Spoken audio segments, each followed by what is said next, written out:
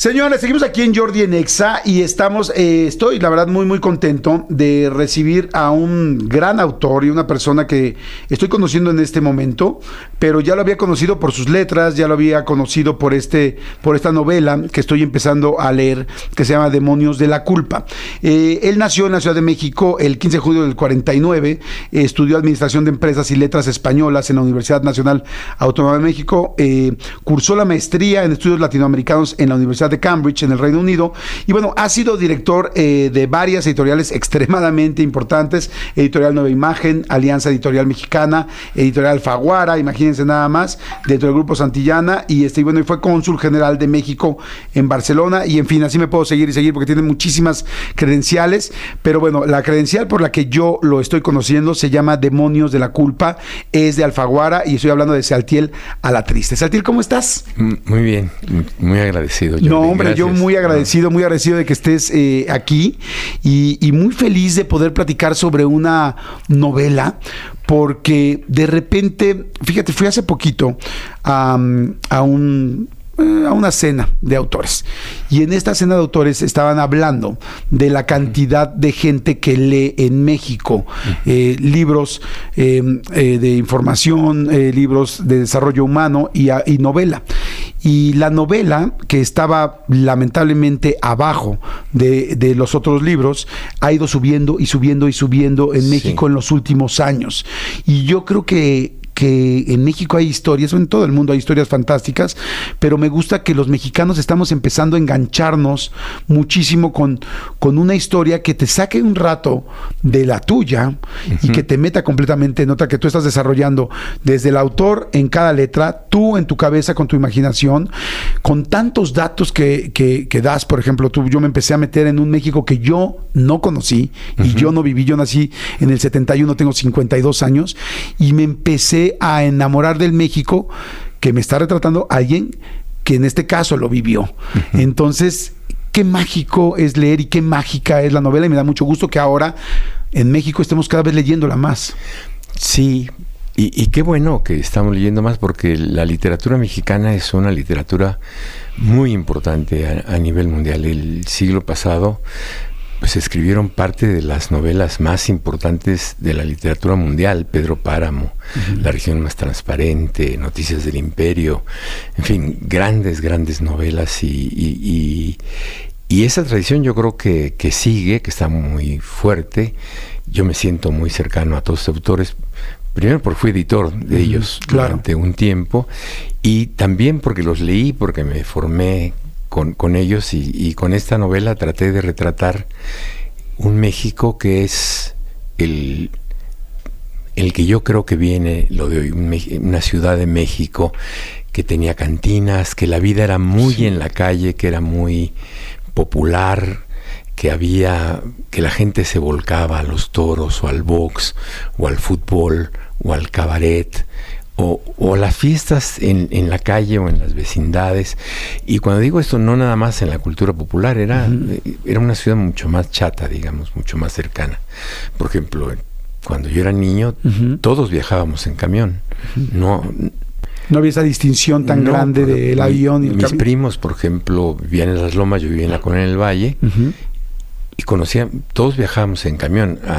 A nuestras novias, cuando empezamos, las llevamos en camión, porque no había... Sí, la posibilidad de tener un coche propio para un joven, ¿no? No, bueno, y las familias tenían un refrigerador, una para tele. Toda la vida, una tele, o sea, había una tele en el comedor que la gente veía, y pues ahí estaba, no como ahora, que pues hay 3 o 4 y hay casas en donde hay una televisión en cada habitación. Exacto.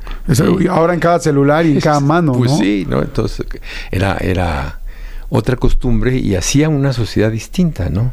Que es la que traté de retratar en esta novela, pero más que un retrato, traté de contar una aventura divertida, amena, de 2 hermanos que llegan a la Ciudad de México, y que se meten al mundo de la Ciudad de México, y que la ciudad los arrebata, y se meten a sus pasiones, a sus amores, y se enamoran de una mujer, y entonces resulta, bueno, a mí me resultó muy muy divertida escribirla, ¿no? Pude recuperar el lenguaje de mi infancia, ¿no? El lenguaje de mi abuela, de mi abuelo y las costumbres, como bailar danzón, ¿no? Lo importante que eran las melodías, etcétera, ¿no? A mí me encantó. Una vez que yo empecé a leer Demonios de la Culpa, pues lo primero fue ese México, ¿no? Ese México que pues cada vez nos alejamos más de saber cómo era. Esa es la realidad, ¿no? Sí. Me pasó, por ejemplo, cuando vi la película de Roma de Cuarón, que me encantó empezar a conocer, pues, cómo era en el momento quizá que yo había nacido o antes de que yo naciera. Entonces, cuando empiezo a leer tu novela, eso, ¿no? Todas las referencias, el lugar, la cantina, los Esponda, los hermanos, están llegando, qué había en ese momento, de cómo se hablaba, las frases que empezaste a decir, algunas que yo reconocía de mis abuelos, por ejemplo, y decía, claro, pero además me encantó porque te voy a decir algo muy chistoso. Empecé a leer en blanco y negro. O sea, empecé a leer bonito, y veía y sentía el blanco y negro. Pero hay algo que me encantó, que me está encantando en la novela, y es que inmediatamente me daba una referencia de un México que yo no sabía que quería conocer. Fíjate qué interesante. Dije, oye, qué interesante esto y tal, y claro. Entonces empecé a pensar en las ficheras y empecé a pensar en los lugares y las mujeres muy guapas y muy llamativas, cómo eran los cuerpos en ese momento cuando empiezas a describir también el cuerpo. Y entonces de repente dije, me gusta todo esto, pero inmediatamente siento la aventura. O sea, inmediatamente me enganchó la novela con lo que está pasando y con quién llega y con los hermanos. Y es que le gusta la mujer del hermano y entonces le va a coquetear en medio porque ya están empezando a tomar. Y entonces dije, esto es una que a mí me llamó mucho la atención, porque dije, por un lado estoy conociendo un México y por otro lado me está enganchando inmediatamente en una historia que al final jamás pasa, jamás deja de ser interesante, que es pues una aventura que puede ser dentro de faldas, dentro de situaciones, ya van a llegar los Esponda, ya vienen los Esponda, y todo el mundo serán lo que eran cuando se fueron. Me encantó, verdaderamente, por eso te digo que ya después lo platicamos y supe que era tu posible 12 o 13ª, la 13ª, 13ª novela. Dije, no, bueno, es que esto está escrito de una manera fantástica, pero me empezó a generar mucha emoción. Qué bueno. Yo creo que el mejor piropo que se le puede dar a un escritor es decir, tu novela me atrapó, ¿no? O sea, ya me escribió un amigo y me decía, no la puedo dejar de leer. Dice, mi insomnio te lo dejo. Y eso le dije, qué piropazo. Sí, la idea es que sea un western, ¿no? Un western a la mexicana, un western como si fuera de una película de la época del cine de oro, filmado por el Indio Fernández o con alguien, con una aventura donde no hay buenos y malos, donde todo mundo... Hay una frase en la novela que dice, quien no cede ante una gran tentación no era digno de ella. ¿No? Porque los personajes siempre se les presenta una tentación, ¿no? Por ejemplo, el boleto de la lotería. Es la escena central es este juego de lotería en donde los hermanos, lo voy a contar así brevemente, los hermanos Esponda, los primeros hermanos Esponda, porque hay dos parejas de hermanos Esponda, van a festejar a la cantina La Luz, que estaba en la calle Gante y creo que sigue en la calle de Gante, y pasan por una agencia de la lotería y uno de los dos es un hombre así de instintos, de latido, ve un número y se mete a comprarlo, y el otro hermano, que siempre ha tenido envidia de esto, le dice, comprémoslo entre los dos, ¿no? Entonces él le dice, sí, comprémoslo entre los dos, y va a partir el cachito y el entero, y le dice, no, guárdalo tú, que tienes buena suerte. Se van a la cantina, empiezan a beber, pues como lo que se hace en las cantinas, cantan. Entonces, ya cuando está cayendo la noche, pues ya están bebidos. Y el que le dijo, comprémoslo los dos, le dije, vamos a jugarnos a los dados, ¿no? y él le dice, el otro, no, con eso no se juega. Dice, claro, se juega, por eso se dice jugar a la lotería. Nos jugamos, tu suerte contra la mía. Y el otro se va a negar cuando el mesero le pone el cubilete en la mesa. Cuando eso pasa en una cantina no te puedes negar porque eres raro. Entonces ya tienes que jugar. Y entonces él dice, bueno, y el mesero pregunta, ¿se van a jugar la cuenta? Y él dice, algo peor. Entonces, bueno, pican y el hermano que se envalentonó tira primero y sacas 5 ases. Ese es un tiro imposible, ¿no? Bueno, casi imposible, porque yo lo saqué una vez. Entonces, casi imposible, sale una vez cada 1,000,000. Entonces, hay tal algarabía en que pierdes, o sea, tienes tanta suerte que no puedes ganar. O sea, engañaste al otro tipo, no es como en el billar, cuando te dicen, no, tú me engañaste, tú jugabas mejor de lo que me hacías de lo que me dijiste. Entonces, si eso pasa en el billar, por ejemplo, es un crimen, ¿no? O sea, tienes que decir, yo, mis carambolas, soy de tantas. Entonces, si engañas a alguien, es... Sí. Entonces aquí no, pues me engañaste, tú tienes mucha suerte, ¿cómo vamos a jugar? Entonces perdiste porque me engañaste y pagas la cuenta de todos, ¿no? Y ya ni modo. Entonces, y esa noche el billete gana el premio mayor. Sí. Entonces, uno de los hermanos se hace millonario y el otro se queda pobre.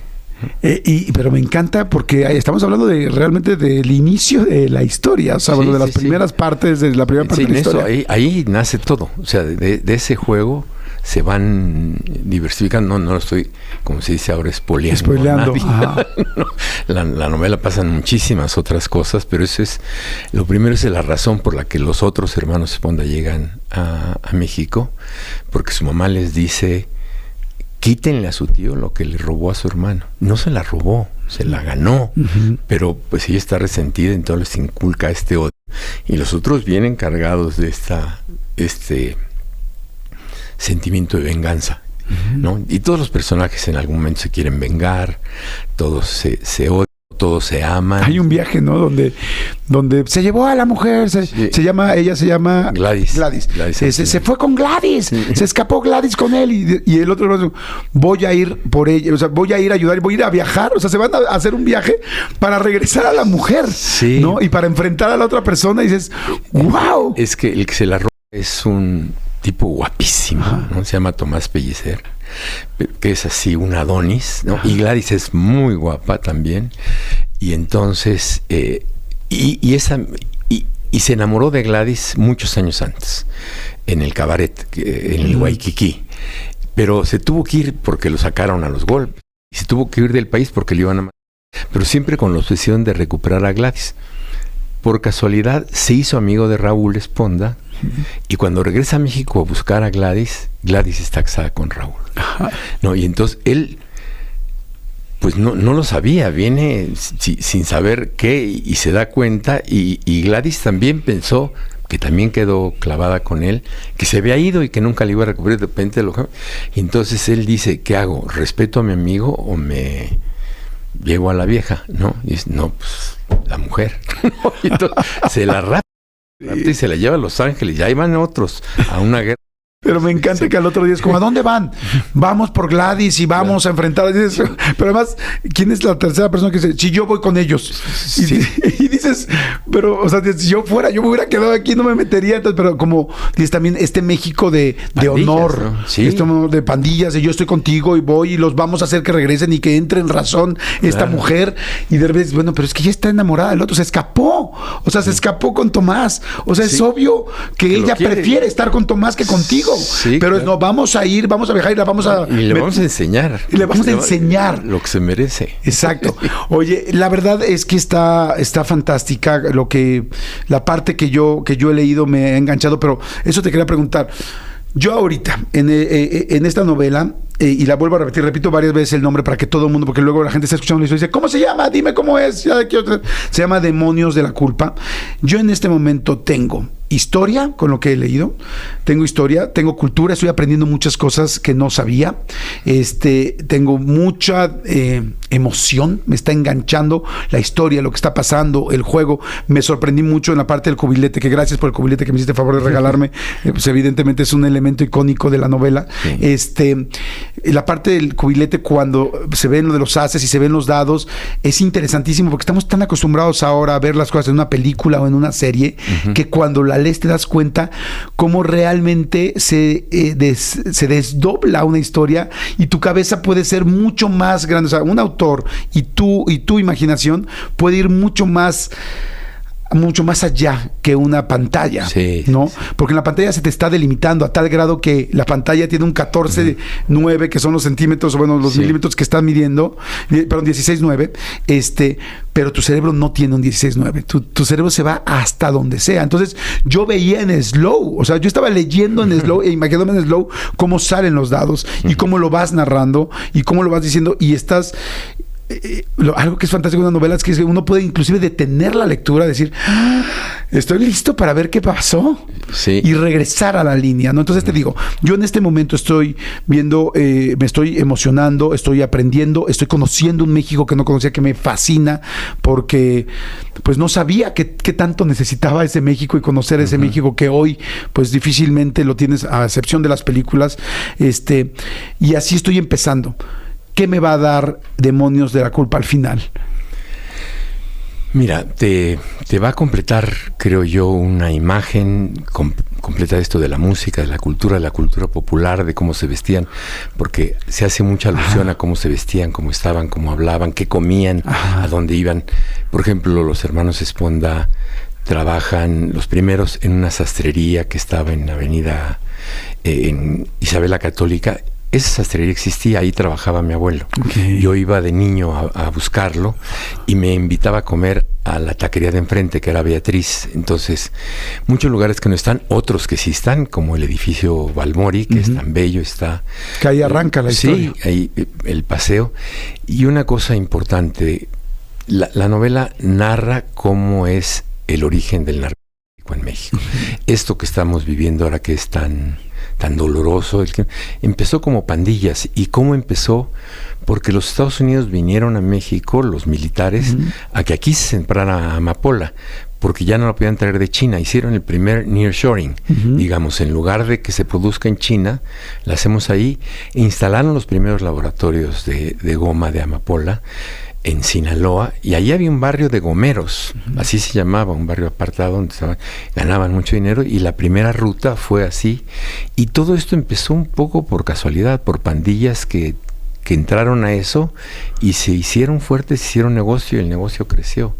Entonces te va a dar, espero que te dé, aparte de divertirte y de emocionarte y de entristecerte también, y de darte coraje. O sea, las emociones que se sienten con la literatura, con el cine, con la buena narración, digamos, ¿no? Con el buen cuento, creo. Digo, bueno, está mal que yo diga que está bueno porque lo escribí yo. No, bueno, pero yo te lo confirmo. O sea, no te preocupes, yo aquí lo confirmo y lo certifico. Pero bueno, que te deje eso y una imagen de decir, sí, este es mi México, yo de ahí soy.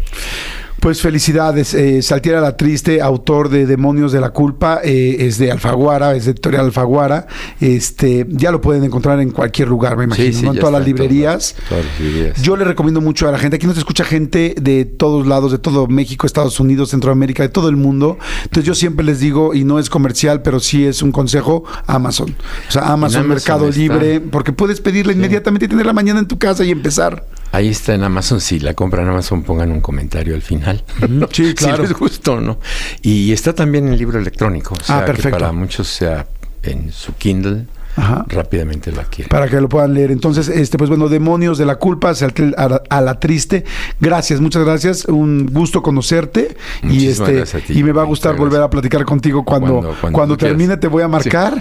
Sí. Y porque creo que... Me encantará que me digas qué te parece. Creo que no hay nada más lindo que para un autor, y más de una novela de esta envergadura y de este tamaño, le hable a la gente y diga qué pensó, qué sintió, porque pues son tanto tiempo dedicado en investigar, en trabajar, en recordar, en inventar y en narrar una historia, que yo creo que es un gran motivante saber que alguien la leyó y cómo la vivió cada quien. Es lo más importante. Perfecto. ¿No? O sea, gracias, muchas gracias. Pues bueno, se llama Demonios de la Culpa, Saltiel Alatriste, ya la pueden conseguir, de Alfaguara. Muchas gracias. Y seguimos aquí en Jordi Nexa.